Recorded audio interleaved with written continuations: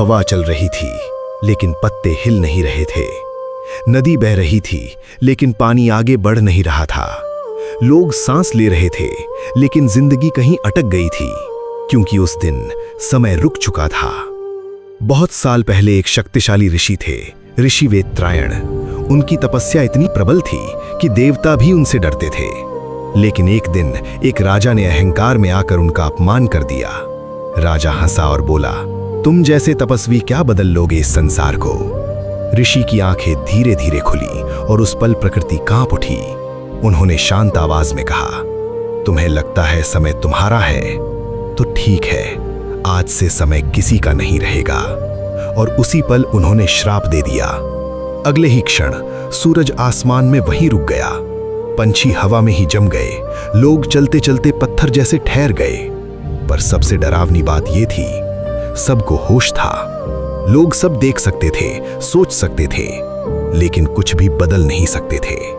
एक मां अपने बच्चे को गिरते हुए देख रही थी पर उसे पकड़ नहीं पा रही थी। एक सैनिक तलवार लेकर खड़ा था पर वार नहीं कर पा रहा था। जिंदगी चल रही थी पर आगे नहीं बढ़ रही थी।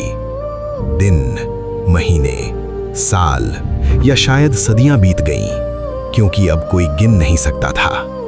तब देवताओं ने मिलकर ऋषि वेत्रायण से विनती की, प्रभु ये सृष्टि खत्म हो जाएगी। ऋषि ने आंखें बंद रखी और कहा, जब तक अहंकार जीवित है समय आगे नहीं बढ़ेगा। तभी एक छोटा सा बालक जो पूरी तरह से स्थिर नहीं हुआ था, धीरे धीरे ऋषि के पास पहुंचा।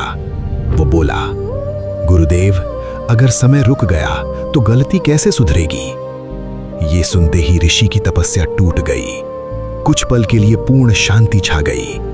फिर एक हवा का झोंका चला, पत्ते हिले, नदी बहने लगी, लोग गिर पड़े, दौड़ पड़े, रो पड़े। समय फिर से चल पड़ा। लेकिन कहते हैं उस दिन के बाद से समय पहले जैसा नहीं रहा।